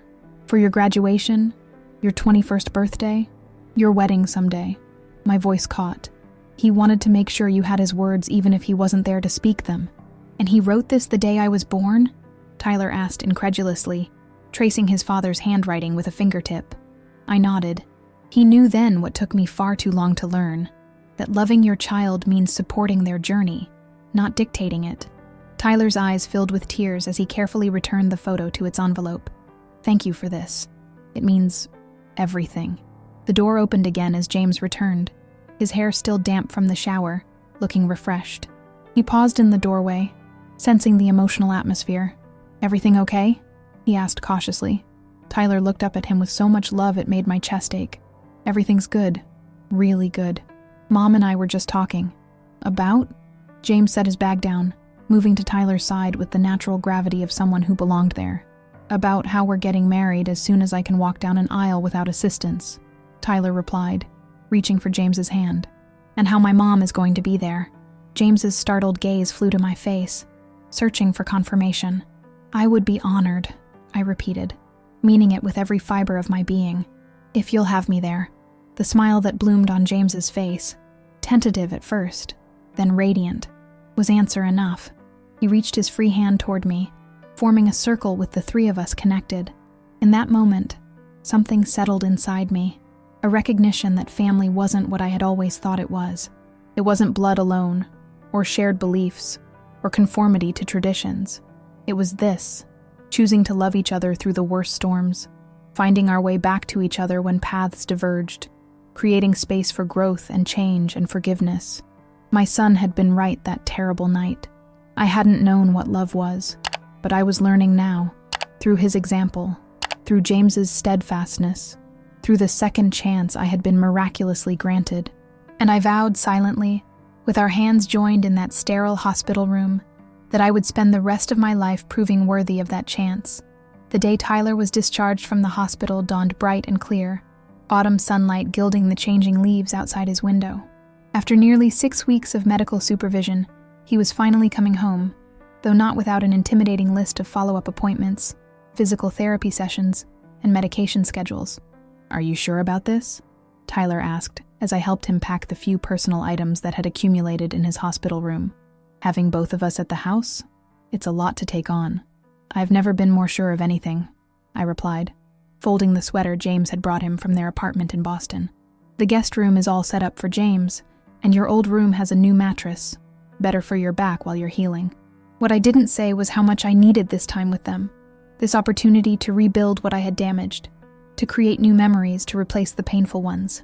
Having Tyler and James under my roof wasn't a burden. It was a gift I didn't deserve but desperately wanted. Besides, I added, Dr. Patel said you need supervision during your recovery.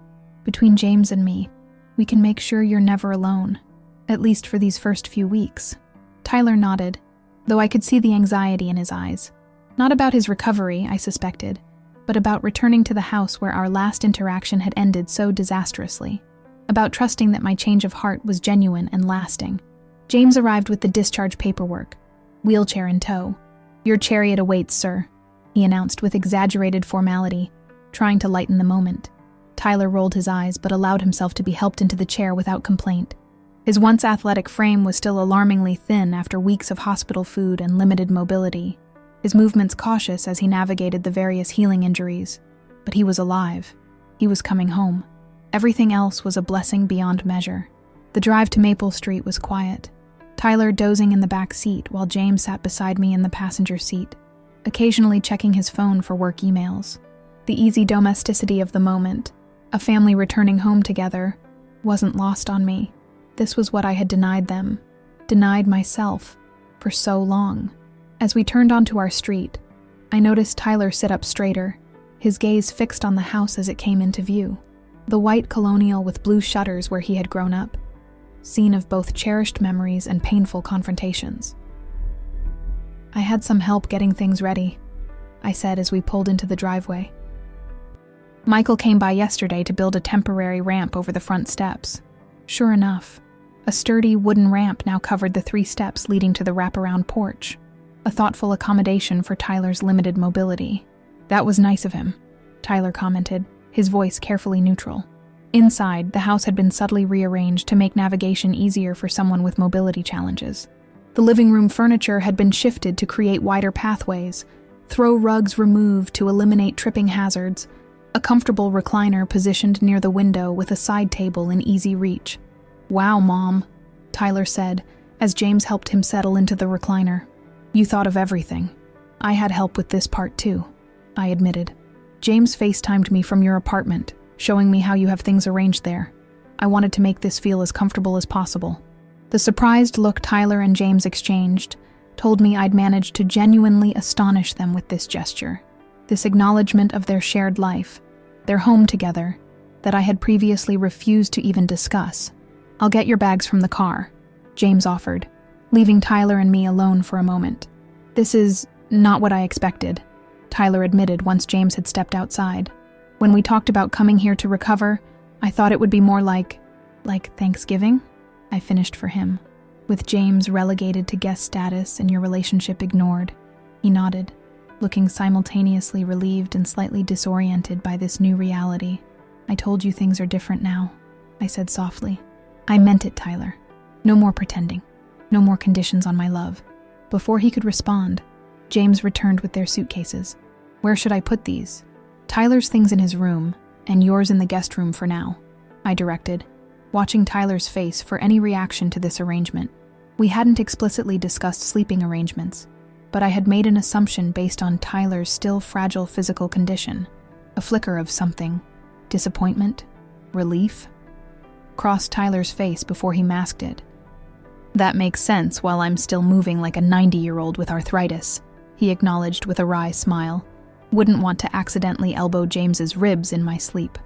The tension eased, and we settled into the first day of our new living arrangement. I had prepared Tyler's favorite foods, stocked the refrigerator with easy-to-manage snacks, and arranged his medications in a labeled pill organizer. James unpacked their bags, merging their belongings into the house's existing spaces in a tangible symbol of our merged lives.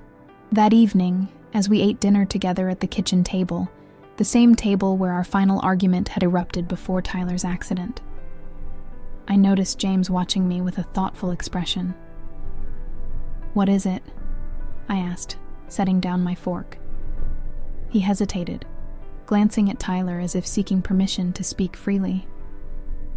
Tyler nodded slightly. "I was just thinking about how different this is," James said carefully, "from what I expected, from what Tyler prepared me for." "And what was that?" I asked, though I already knew the answer. "Polite tolerance at best," he admitted. "Separate rooms, separate meals, careful avoidance of any acknowledgement that we're a couple. Tyler told me how it was at Thanksgiving, and, well, I was prepared for more of the same. The shame of that memory burned in my chest. I was cruel," I acknowledged. "To both of you, denying the reality of your relationship, treating you like a temporary phase Tyler was going through." "You weren't cruel," Tyler interjected, his voice gentler than I deserved. "You were scared, confused, trying to reconcile your beliefs with your love for me." His generosity in interpreting my behavior brought tears to my eyes. "That doesn't excuse it," I insisted. "Fear isn't an excuse for causing pain to the people you love." "No," James agreed quietly, "but recognizing it is the first step to change. And you have changed, Sarah. I can see it, feel it." The use of my first name, spoken with genuine warmth, marked another small but significant shift in our relationship. No longer was he Tyler's friend, and I Tyler's mother. We were becoming Sarah and James, two people connected by our love for the same man. "There's something I need to tell you both," I said, setting down my water glass. "Something I've been thinking about since before Tyler was discharged." They exchanged a quick glance, that silent communication of couples who know each other intimately, before turning their attention back to me. "I've been meeting with a realtor," I said, the words tumbling out before I could second-guess myself. "About selling this house." Tyler's fork clattered against his plate. "What?" "Mom, no. This is your home.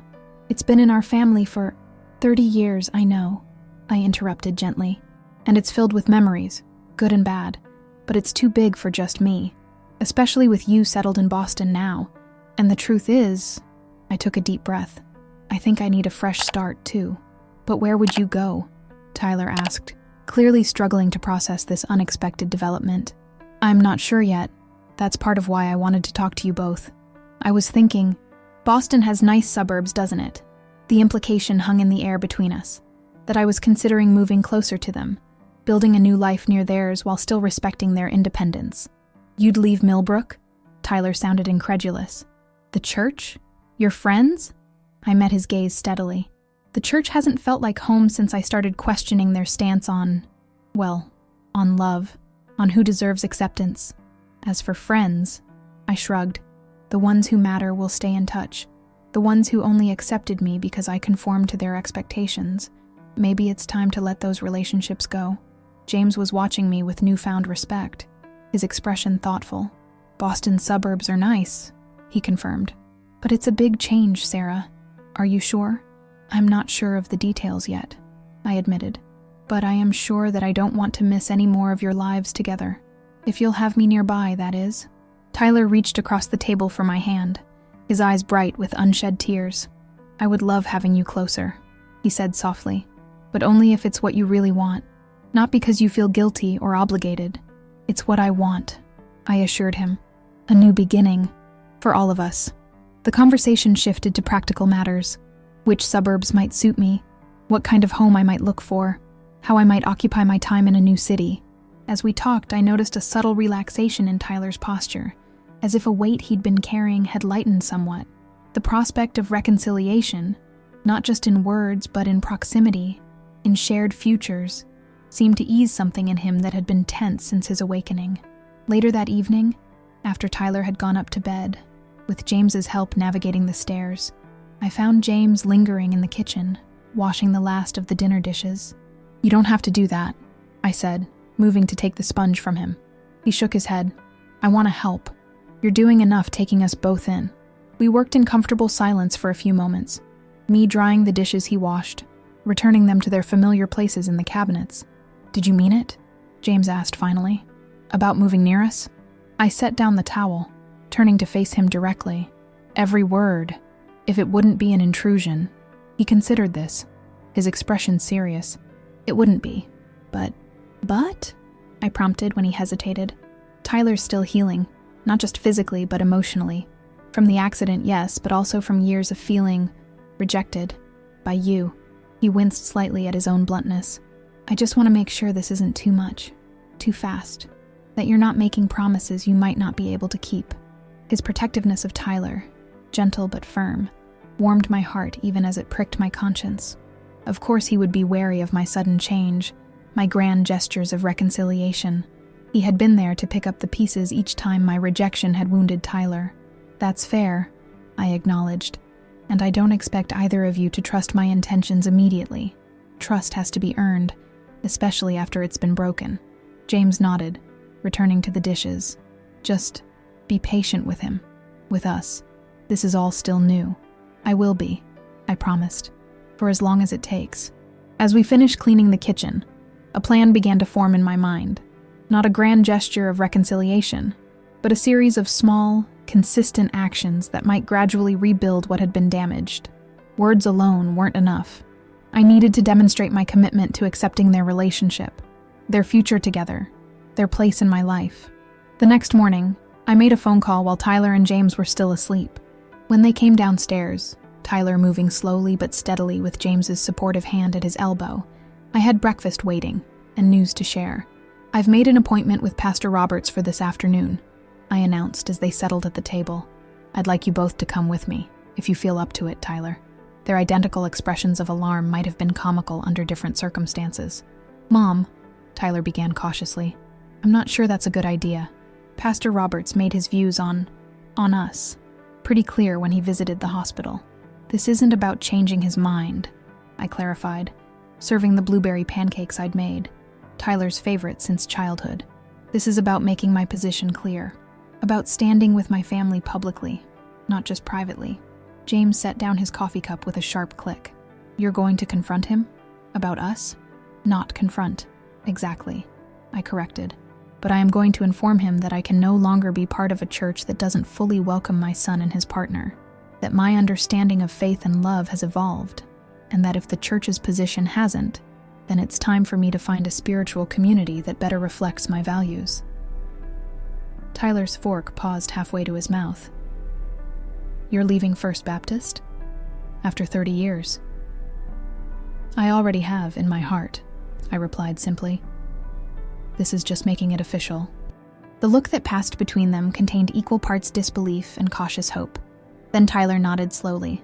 Okay, he said. We'll go with you. That afternoon, dressed in my Sunday best as if for regular services, I walked into Pastor Roberts' office with Tyler and James flanking me like honor guards. The pastor's surprise at seeing the three of us together was evident, though he quickly masked it with professional courtesy. Sarah, Tyler, he greeted us, his gaze sliding past James as if he weren't there. It's good to see you up and about, son. God has blessed your recovery. God and excellent medical care, Tyler replied evenly, settling carefully into one of the chairs facing the pastor's desk. James took the seat beside him, their shoulders almost touching, a subtle but deliberate display of their connection. What can I help you with today? Pastor Roberts asked, directing his question solely to me. I've come to formally withdraw my membership from First Baptist, I said, my voice steadier than I had expected.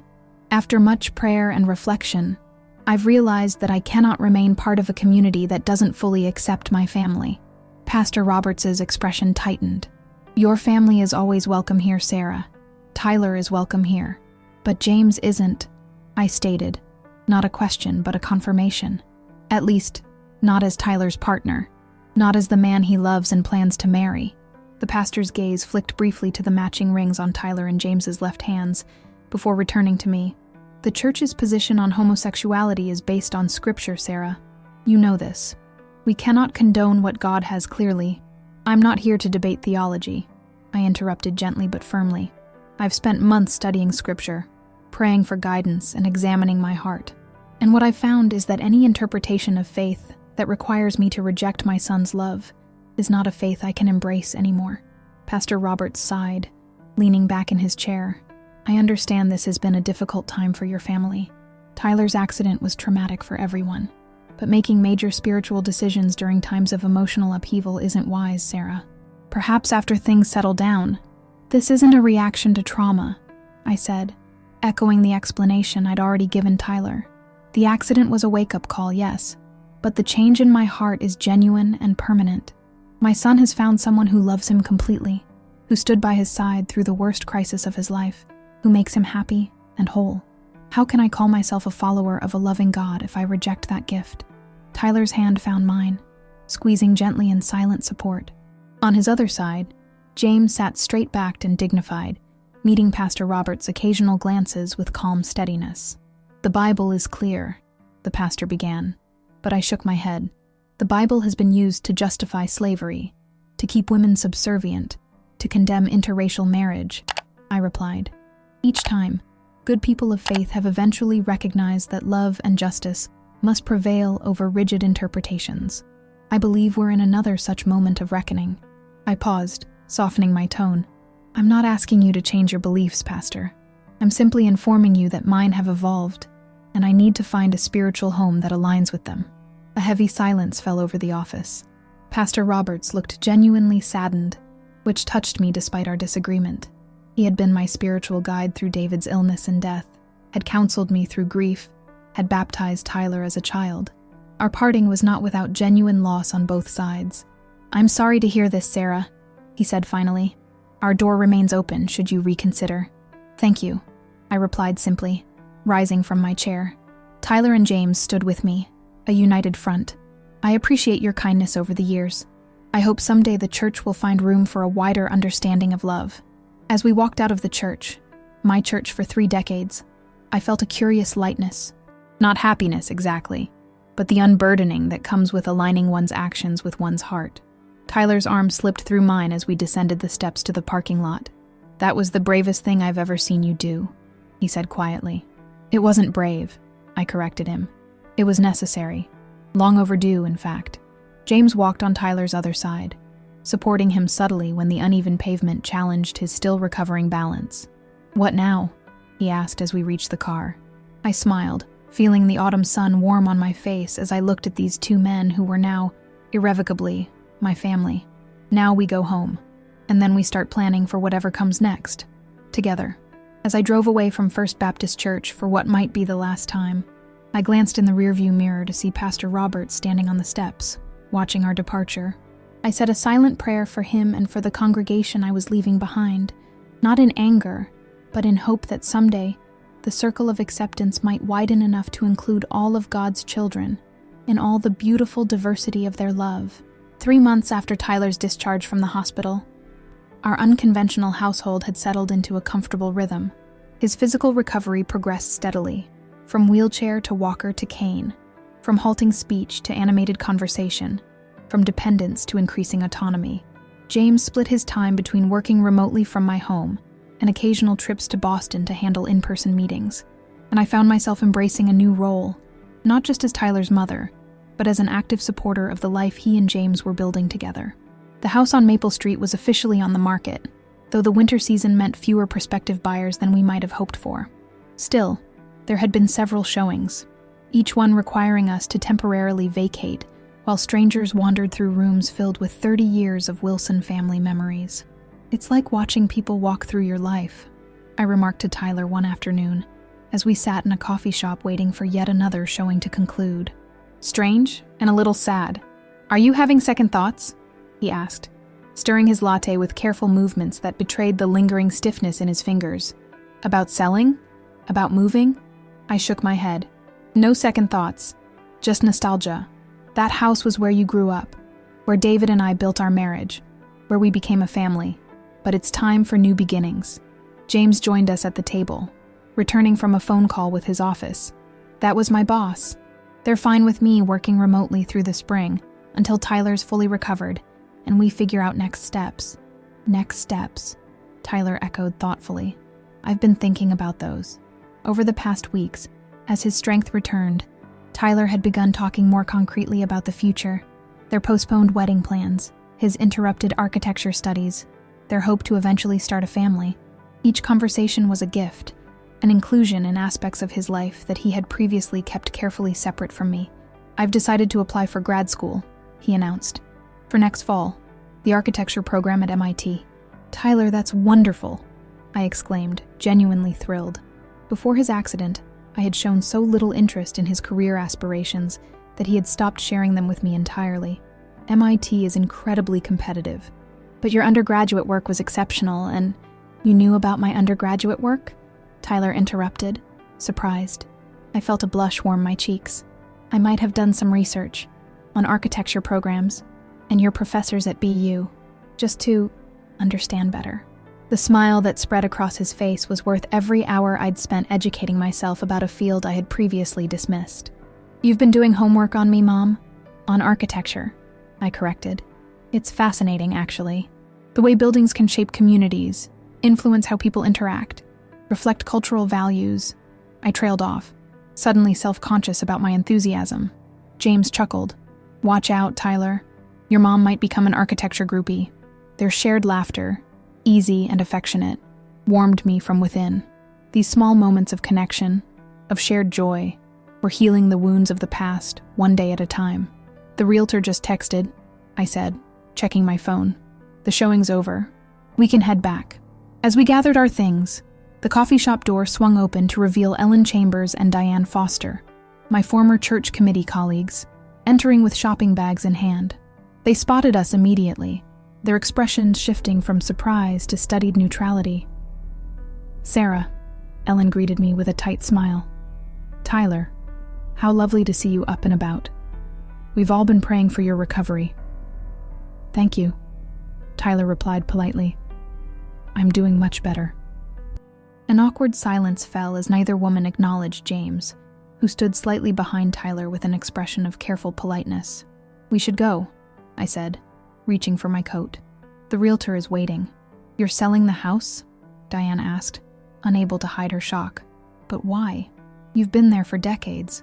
It's time for a change, I replied simply. A fresh start. Ellen's gaze flicked briefly to James before returning to me.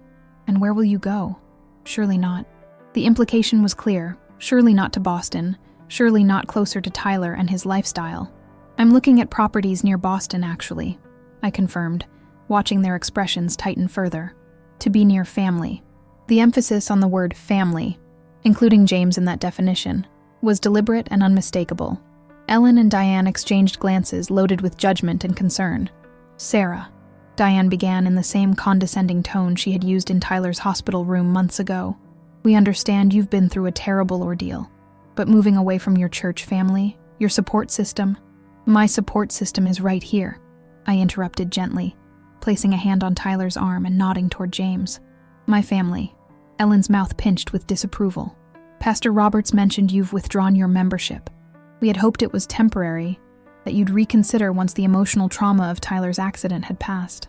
It wasn't a decision made in haste or emotion, I assured her. It was a recognition that my understanding of faith, of love, has evolved, and I needed to find a spiritual community that reflects that evolution. And have you? Ellen asked, her tone suggesting she doubted such a community could be truly Christian. Actually, yes, I replied, warming to the subject. James's parents attend an affirming congregation in Cambridge. I've been joining their Sunday Zoom services. It's quite remarkable. The diversity of the congregation, the depth of the scriptural discussions, the commitment to social justice. Tyler and James watched this exchange silently, their presence beside me a source of strength. I had no need to look to them for approval or reassurance. I knew exactly where I stood and why. An affirming congregation, Diane repeated, the phrase clearly distasteful to her. Sarah, you know that churches that embrace homosexuality are compromising biblical truth for love? I suggested mildly. For inclusion? For recognizing that God's creation is more diverse and beautiful than we sometimes allow ourselves to see? An older couple at a nearby table had stopped their conversation to listen, their interest poorly disguised behind raised coffee cups. Millbrook was a small town. This encounter would be circulating through the gossip network before nightfall. I should check on the house, James said quietly, sensing the mounting tension. I'll meet you there. He squeezed Tyler's hand briefly, a small but deliberate gesture of affection, before nodding politely to Ellen and Diane and departing. As the door closed behind him, Ellen leaned closer, her voice dropping to an urgent whisper. Sarah, you can still fix this. Tyler's accident was a wake-up call, a chance to guide him back to God's plan. Instead, You're enabling a relationship that can only lead to heartache and spiritual destruction." The genuine concern in her voice, misguided as it was, reminded me that these women were not villains. They were people I had prayed with, organized charity drives with, supported through life's challenges. They believed they were acting from love, however warped that love had become by rigid doctrine. "I appreciate your concern," I said, keeping my voice gentle. "But you're wrong about one fundamental thing. I'm not enabling anything. I'm finally recognizing and honoring a love that has always been worthy of celebration. The love between my son and the man he's going to marry." Diane gasped softly at the word marry, her hand flying to her throat as if to physically contain her objection. "They're engaged," I continued, a note of pride entering my voice. "The wedding is planned for June, once Tyler's fully recovered. A small ceremony in Cambridge, and I'll be there, not just as a guest, but as the mother of one of the grooms." Tyler's hand found mine, squeezing tightly. I hadn't discussed the wedding publicly before this moment, had kept that joy private within our healing family circle. But now, standing before the embodiment of the judgment I had once feared, I felt only certainty and peace. "This isn't what David would have wanted," Ellen said, playing her final card, using my late husband's memory against me, as I had once shamefully done to Tyler. "Actually," I replied, meeting her gaze steadily, "it's exactly what David would have wanted. He would have wanted our son happy, loved, and true to himself. He would have welcomed James with open arms, just as I should have from the beginning." The coffee shop had grown hushed, the handful of other patrons no longer pretending not to listen. In this small town where I had lived my entire adult life, I was publicly declaring a position that would forever alter how I was perceived by many who had known me only as the perfect Christian widow, the devoted church committee member, the upholder of traditional values. And I found to my surprise that I didn't care. The opinion of others, once so crucial to my sense of identity and worth, had become secondary to the authentic connection I was rebuilding with my son, to the genuine respect and growing affection between James and me, to the family we were becoming, against all odds. "We need to go," I said, noting the time.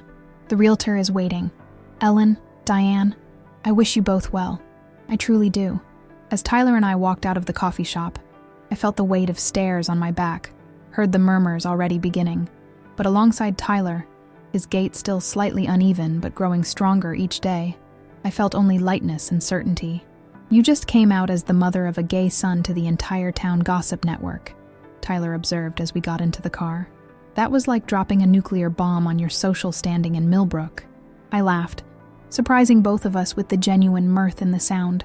Consider it my own personal declaration of independence, from caring what other people think, from hiding who we are, who you are, to maintain appearances. Tyler studied me for a long moment as I started the car. "You really have changed," he said softly. "It's not just words or temporary guilt. You're different." "I am," I agreed, pulling away from the curb. "And I have you to thank for it. You and James. And that terrible night that nearly took you from me, but instead gave me the chance to become the mother you deserve." We drove in comfortable silence back to the house that would soon belong to another family, while we created new homes, new traditions, new connections rooted in authenticity rather than expectation. As we turned onto Maple Street, we spotted James standing on the front porch with a middle-aged couple and our realtor. The couple was gesturing enthusiastically at the architectural details of the wraparound porch, clearly enchanted with the property. "Looks like we might have serious buyers," Tyler commented as we parked at the curb, waiting for the showing to conclude. "Good," I said, watching James engage warmly with the prospective buyers, pointing out features of the house with the ease of someone who belonged there. "It's time for a new family to create their own memories here." Tyler followed my gaze, a smile playing at his lips. "He's good at that, you know, making people feel comfortable, welcome. It's one of the things I love most about him." "I can see why," I replied honestly. "He has a gift for genuine connection." The realtor noticed our arrival and waved, indicating they were finishing up. As the couple thanked James and headed toward their car, Tyler turned to me with an expression suddenly serious. "Mom, there's something I need to ask you," he said, his voice dropping to match his mood. "About the wedding." "Anything," I promised, giving him my full attention. "Would you..." He hesitated, uncharacteristically nervous. "Would you walk me down the aisle? I know it's not traditional, but then none of this is exactly traditional and—" "Yes," I interrupted, tears springing to my eyes. "Oh, Tyler, yes. I would be honored." The smile that illuminated his face was worth every judgment, every whisper, every former friend who might now cross the street to avoid me. Worth everything.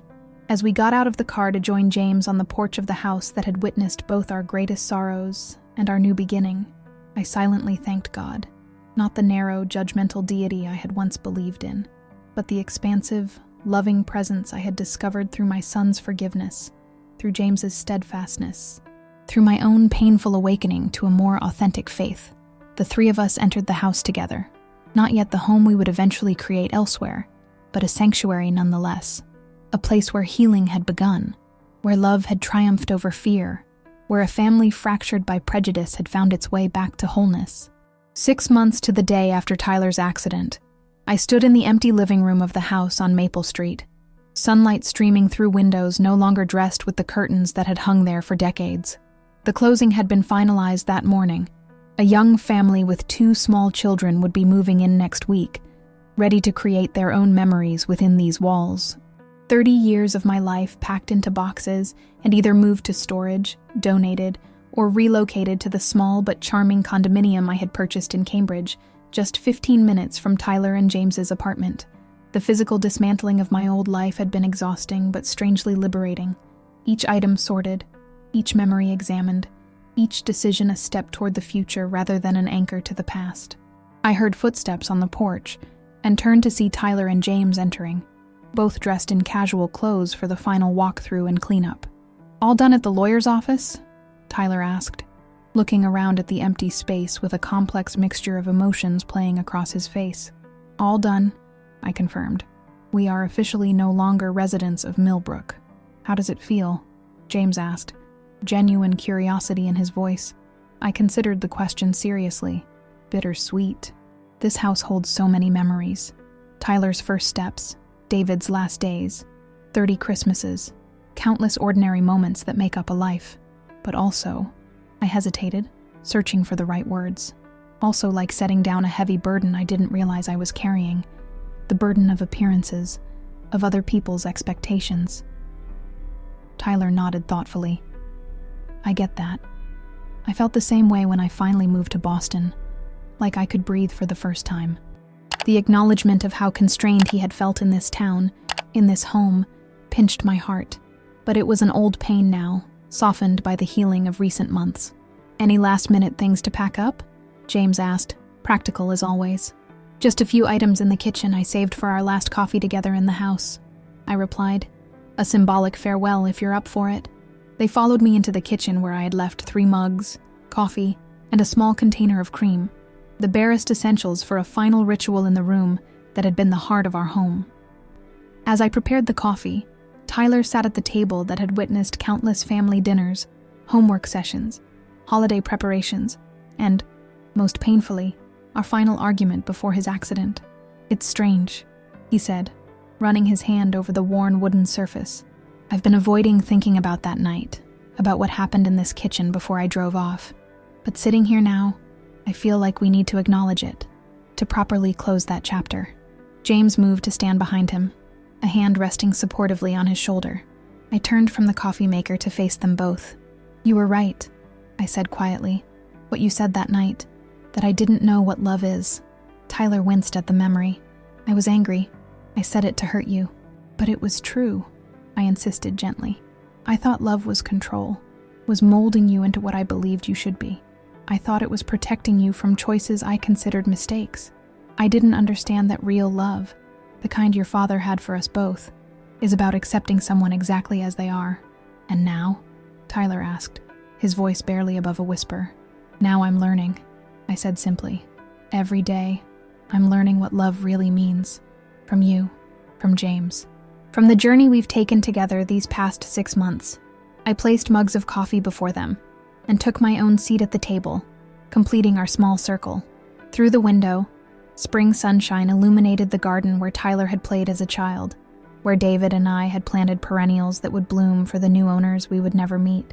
When I was in the coma, Tyler said after a long silence. I don't remember much.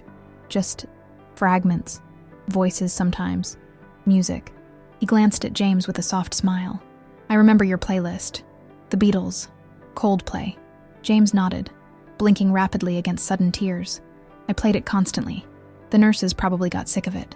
And I remember, Tyler turned to me, his expression both vulnerable and certain. I remember your voice, Mom, telling me you were sorry, that you wanted to listen, that you'd change if I'd just come back. My hand trembled around my coffee mug. You heard that? Not clearly. Not consciously, but somehow I knew. When I woke up and saw you both there together, it didn't make sense at first, but part of me wasn't surprised. He reached across the table and took my hand. I think that's why I was able to give you another chance, because even before I was fully conscious, I knew something fundamental had shifted. Tears flowed freely down my cheeks now. I made so many promises in that hospital room while you were sleeping. To God, to you, to myself. I promised that if I got a second chance, I wouldn't waste it. I wouldn't let fear or pride or other people's opinions come between us ever again. You've kept that promise, Tyler said firmly. Every day since I woke up, even when it cost you. Your church, your friends, your standing in the community. You chose me, us. James cleared his throat, emotion making his voice rougher than usual. My parents are still in shock, you know. That you're moving to Cambridge, that you're helping with the wedding plans, that you asked about joining their church. I smiled through my tears. They've been incredibly welcoming. Your whole family has. They're your family too now, James said simply. That's how this works. We're all connected. The truth of his words settled over me like a blessing. Family, not defined by blood alone, or by conformity to traditions, but by love freely given and received, by acceptance, by genuine delight in each other's happiness. Speaking of the wedding, I said, reaching for my purse and extracting a small velvet box. I have something for you both. A house-leaving gift, I suppose you could call it. I placed the box on the table between them. Tyler glanced at me questioningly before opening it to reveal 2 platinum wedding bands, simple but elegant, nestled on black velvet. Mom, he whispered, lifting one to examine the inscription inside. They were your father's and mine, I explained. I had them resized and polished. The inscriptions are new, though. James leaned closer to read the delicate engraving inside the band Tyler held. Love without condition. The second ring bore a complimentary inscription. Courage without fear. You don't have to use them, I added hastily. I know you might want to choose your own, but I thought, they're perfect, Tyler interrupted, his voice thick with emotion. Aren't they, James? James nodded, visibly moved. More than perfect. They're a legacy. The word resonated through me. Legacy. What greater legacy could there be than to pass on not just material possessions, but values, love, courage, forgiveness, acceptance, the values I had once claimed but failed to embody, now reborn through the painful transformation of the past year. There's one more thing, I said, reaching again into my purse. A letter from your father, one of those he wrote for future milestones in your life. This one was marked, for Tyler's wedding day. I handed the yellowed envelope to Tyler, whose hands trembled as he accepted it. He wrote this, knowing he wouldn't be here, thinking about my wedding someday. He wrote dozens, for all the moments he knew he might miss, I confirmed. I've been saving them, waiting for the right time. I think this belongs to both of you now. Tyler looked down at the envelope, then at James. Should we read it together? James encouraged softly. Whenever you're ready. Tyler carefully opened the envelope, preservation tape yellow with age along its seam, and withdrew a single sheet of paper covered in David's distinctive handwriting. He cleared his throat and began to read aloud. My dear Tyler, if you're reading this, it means you've found someone to love who loves you in return, someone you want to build a life with, to face all of life's joys and challenges beside. And it means I'm not there to tell you how incredibly proud I am of the man you've become. I don't know who you've chosen, whether a wife or husband, as I've always suspected your heart might be more expansive than society's neat categories. But I know this. If you love them, they must be extraordinary. You've always had impeccable judgment about people, even as a small child. Marriage isn't easy. It requires constant choice, choosing your partner again and again, through changes and challenges and the simple wear of daily life. It means choosing love when anger would be easier, choosing courage when fear would be more comfortable, choosing truth when silence would be simpler. I hope your mother is with you today, celebrating this milestone. Know that wherever her journey has taken her, she loves you completely, even if she struggles to show it in ways you can recognize. Forgive her limitations, as I hope you'll forgive mine. We're all just doing our best with the wisdom we have at any given moment. I wish I could be there to stand beside you, to welcome your chosen partner into our family, to dance badly at your reception, and embarrass you with sentimental toasts. But know that my love transcends my absence. It lives in the values we shared, in the memories we made, in the person you've become partly because of my influence, and largely despite it. Be happy, my son. Love completely. Build a life of purpose and joy. And know that whoever you've chosen, whatever shape your love takes, you have my blessing. Not that you need it, but perhaps it might bring you comfort on this momentous day. All my love, Dad. Silence fell in the kitchen as Tyler carefully refolded the letter, his hand shaking slightly. James had moved closer during the reading, his arm wrapped around Tyler's shoulders, tears flowing freely down his face. He knew, Tyler said finally, wonder in his voice. Somehow he knew I might not choose the traditional path, and he was okay with it. More than okay. Your father had remarkable insight, I said softly, and an expansive capacity for love that I'm only now beginning to understand and emulate. We sat in silence for a few moments, each absorbed in our own thoughts, the presence of David's wisdom and acceptance filling the room as tangibly as if he had joined us at the table. Finally, James spoke. "Thank you," he said simply, looking at me with an openness and vulnerability that touched me deeply. "For the rings, for the letter, for everything. I'm the one who should be thanking you," I replied. "Both of you, for the second chance I didn't deserve, for showing me what love really looks like, not the narrow, conditional version I once mistook for the real thing, but the expansive, accepting love that makes room for growth and difference and authentic self-expression." Tyler reached out, taking one of my hands and one of James's, creating a circle of connection at the table that had witnessed so much of our family history. "To new beginnings," he proposed, a smile lighting his still thin but increasingly healthy face. "In Cambridge. Together. To family," James added, his hand warm and solid in mine. "Chosen and given. All of us. To love," I completed, feeling a sense of rightness, of completion, that transcended the sadness of leaving this house and this chapter of our lives behind. Love without condition. Courage without fear. We finished our coffee and completed the final walkthrough of the empty house, checking closets for forgotten items, turning off lights, closing doors on rooms that would soon belong to strangers. At the front door, I paused for one last look at the entryway where I had welcomed countless guests, where Tyler had posed for first day of school photos, where David had carried me over the threshold as newlyweds 3 decades earlier. "Ready?" Tyler asked gently, standing with James on the porch. I nodded, stepping outside and pulling the door closed behind me. As I locked it for the final time and placed the keys in the realtor's lockbox, I felt not grief, but a profound sense of peace. The house had served its purpose in our lives. The memories would travel with us. The love remained, transformed but undiminished. Together, the 3 of us walked down the ramp that had been built for Tyler's initial homecoming, no longer needed now that his recovery had progressed so remarkably, and toward our cars packed with the last few personal belongings, toward Cambridge, toward new homes and new connections, toward the wedding that would formalize what was already clear. We were a family, reforged through crisis and love and forgiveness. As I glanced back at the house one final time before getting into my car, I whispered words meant for David, wherever his spirit might be. "You were right about him all along, about what matters most. I'm finally learning.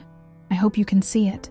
The spring breeze seemed to rustle the newly leafed trees in response, and I smiled, turning away from the past and toward the waiting future, toward our son and the man he loved, toward the expansive, authentic life that awaited us all. What I had once feared as the end of everything familiar had become instead a beginning, painful in its birth, but beautiful in its possibility. My son had been right that terrible night. I hadn't known what love was, but I was learning now, one day at a time, one choice at a time, one moment of acceptance and celebration at a time. And in that learning, in that growth, in that transformation, I had found not just reconciliation with my son, but a truer version of myself than I had ever allowed to exist before.